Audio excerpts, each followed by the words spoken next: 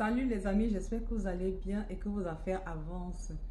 Depuis un moment, il y a des clients qui me contactent et me demandent de leur donner le numéro des fournisseurs. C'est-à-dire, ces clients veulent que j'aille dans les marchés et que je prenne les numéros des fournisseurs, je les leur envoie en fait.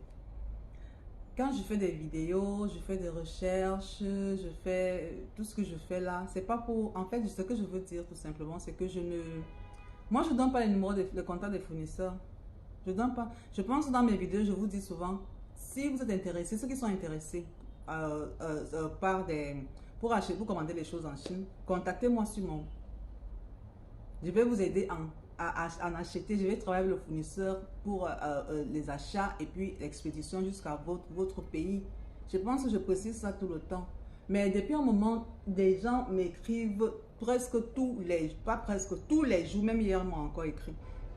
Il y en a qui m'ont écrit hier, je veux les contacts des fournisseurs, envoie-moi les contacts des fournisseurs, je ne donne pas les contacts des fournisseurs aux gens, s'il vous plaît. Ça, c'est pas mon travail de donner les contacts des fournisseurs aux gens.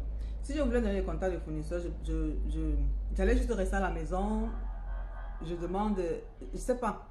J'allais juste rester à la maison et puis un jour, si j'ai le contact d'un fournisseur, je viens faire une vidéo, je vous dis, voilà le contact de tel fournisseur, je n'allais pas faire d'effort du tout. Parce que ce que vous devez savoir, c'est que pour aller dans ces marchés-là, pour rencontrer des fournisseurs, parce que je vais les rencontrer, pour négocier avec eux, parce qu'on négocie en fait.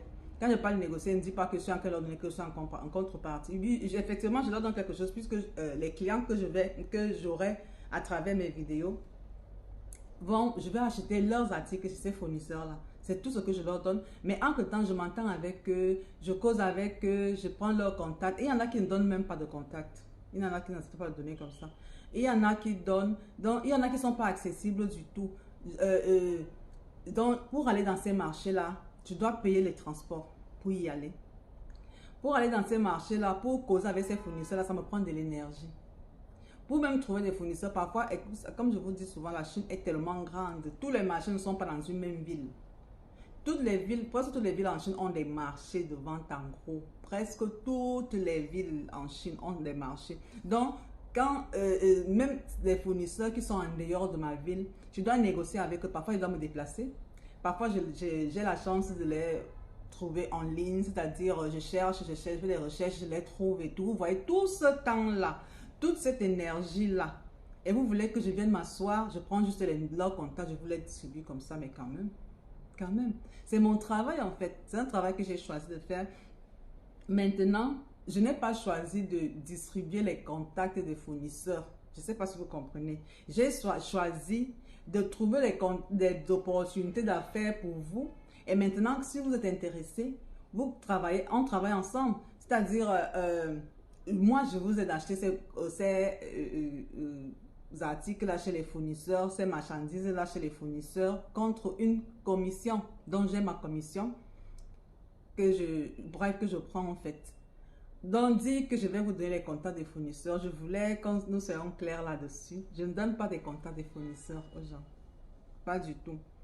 Ce que je fais encore, c'est, vous pouvez ne pas passer par moi pour commander les articles. Maintenant, il y en a qui commandent les articles directement chez les Chinois, les fournisseurs chinois, pardon, et ne savent pas, et ces fournisseurs-là, généralement, ne savent pas comment faire expédier les colis jusqu'à leur pays.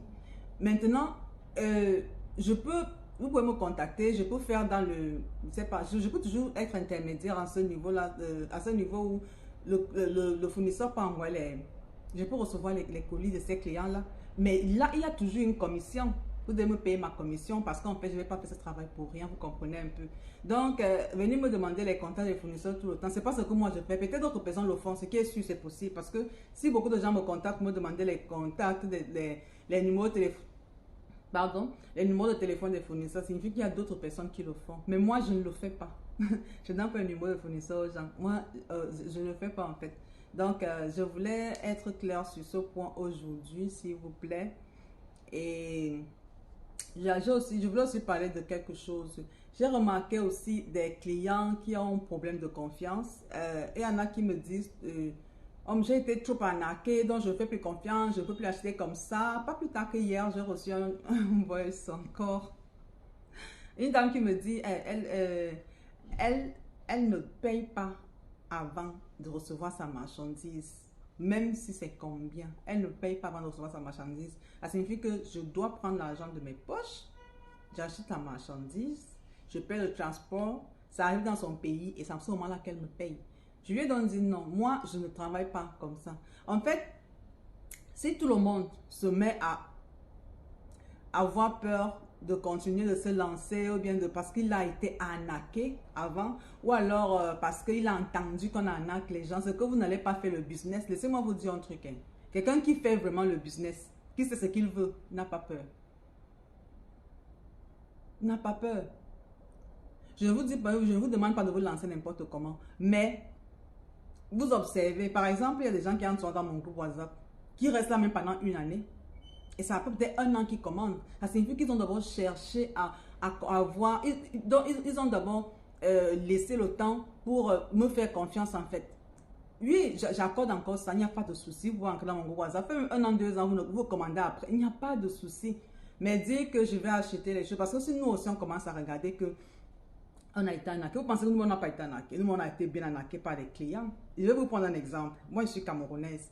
J'ai eu à envoyer des marchandises au Cameroun plusieurs fois comme ça. C'est-à-dire, quand j'étais à mes débuts, je faisais quoi? Je me disais, bon, que de prendre l'argent des clients au départ, c'est-à-dire, moi, je vais plutôt faire, je m'occupe de tout. J'achète justement la marchandise avec mon argent. Je paie les frais de transport. La marchandise arrive au Cameroun. Et puis, quand ça arrive, le client vient récupérer, et vient payer et récupère. Mais je vous assure, j'ai été tellement abusée, tellement. Beaucoup de clients ne venaient pas récupérer leur marchandise. Beaucoup. C'est-à-dire, on finit de causer, on fait la facture, on fait tout et tout. Donc, je finis d'acheter, je cause avec le fournisseur, je finis d'acheter, j'expédie, je paye les frais de transport. Ça arrive au Cameroun. Le client, après, quand j'ai expédié le colis, je suis le colis, je lui dis c'est à tel niveau et tout et tout. Mais, au moment de récupérer le colis, quand le colis arrive, j'appelle, ou bien là-bas au Cameroun, on l'appelle parce que j'avais quelqu'un qui partait récupérer les colis. La personne appelle pour que le client vienne récupérer son colis. Le client lui donne des faux rendez-vous, Mais à un moment, je me suis retrouvée avec plein de marchandises là-bas au Cameroun. Les gens ne prenaient pas. Les gens ne prenaient pas. Et aussi, il y a plein de clients aussi qui viennent vers nous, qui disent je veux ci, je veux ça. Tu te plies en 4, tu travailles, tu cherches avec des fournisseurs et tout, tu peux trouver, tu trouves les articles, tu trouves les fournisseurs même et tout. Vous entendez même, tu fais la facture, tu finis de tout faire et tout, tu lui envoies, il dit oui, je t'envoie l'argent la semaine prochaine, je t'envoie l'argent tel jour, je t'envoie l'argent tel jour, et le client disparaît. Mais cela ne m'empêche pas de continuer à chercher quand les clients aussi viennent, quand d'autres clients viennent me contacter, viennent me dire s'il te plaît, cherche-moi telle chose et tout. Si moi aussi je me disais, bon, il y a des clients qui viennent tellement déranger comme ça, ils peuvent chercher, ils n'achètent pas, j'allais arrêter de le faire. Mais je continue de le faire. Parce que je me dis toujours que c'est pas parce que A a fait ci que B va le faire également. Non. Les gens qui n'ont pas acheté, ils n'ont pas acheté. Mais il y en a qui achètent. Donc, si vous avez été arnaqué par quelqu'un, je ne sais pas, soit vous arrêtez de faire le business, ou alors vous continuez, vous foncez. Si vous décidez de continuer, continuez seulement. Dites que vous n'allez pas fonctionner selon, je ne sais pas, peut-être ces gens-là ont l'habitude de traiter comme ça. Bon, dans ce cas, continuez de traiter comme ça avec ces gens, avec vos fournisseurs-là.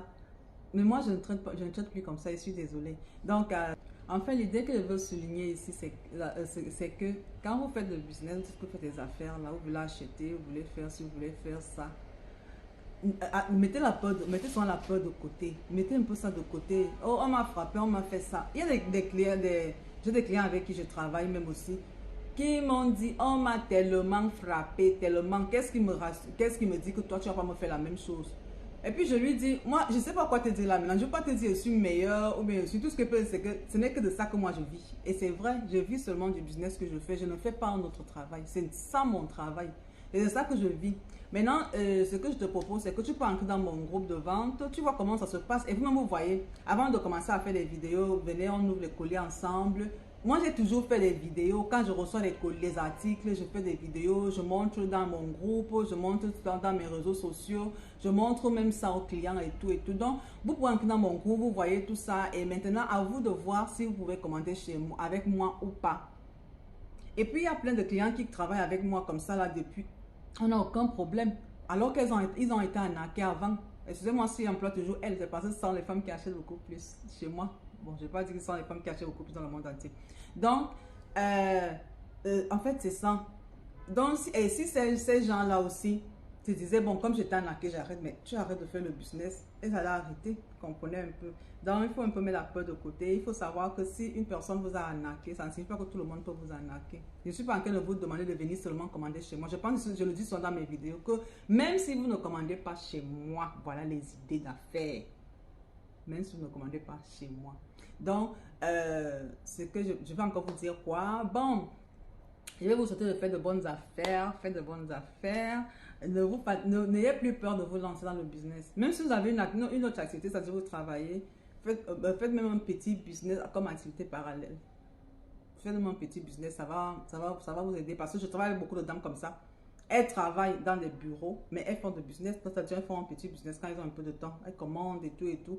Donc, même si que vous ayez un travail ou pas et que vous voulez faire le business, parce que c'est pas tout le monde qui veut faire le business. On ne va pas dire à quelqu'un qui n'aime pas vendre de vendre. Donc, ceux qui veulent se lancer là et ont encore peur, n'hésitez pas, lancez-vous. Commencez n'importe où. Vous pouvez commencer dans vos pays. Dans vos pays là-bas, commencez à acheter. Parce qu'il y en a qui commencent, qui n'ont pas vraiment un capital. Donc, vous pouvez commencer par ce que vous avez en fait. Et si ce n'est pas beaucoup, je vous déconseille d'acheter à l'extérieur. Parce qu'en fait, à l'extérieur, vous allez payer non seulement, vous allez acheter la marchandise, vous allez payer les frais de transport, ça va vous revenir cher. Si ce n'est pas beaucoup ce que vous avez, c'est-à-dire un petit montant, commencez même parce que ce qui est sur les grossistes, ce que vous voulez dans votre pays, vous achetez ça là-bas, vous vendez un peu, et puis quand vous avez quand même un petit capital, genre vous pouvez payer, acheter la marchandise et payer les frais de transport pour commander, pour commencer. Donc lancez-vous dans tous les cas, lancez-vous dans le business parce que c'est ça qui rend riche. Ok, on avance.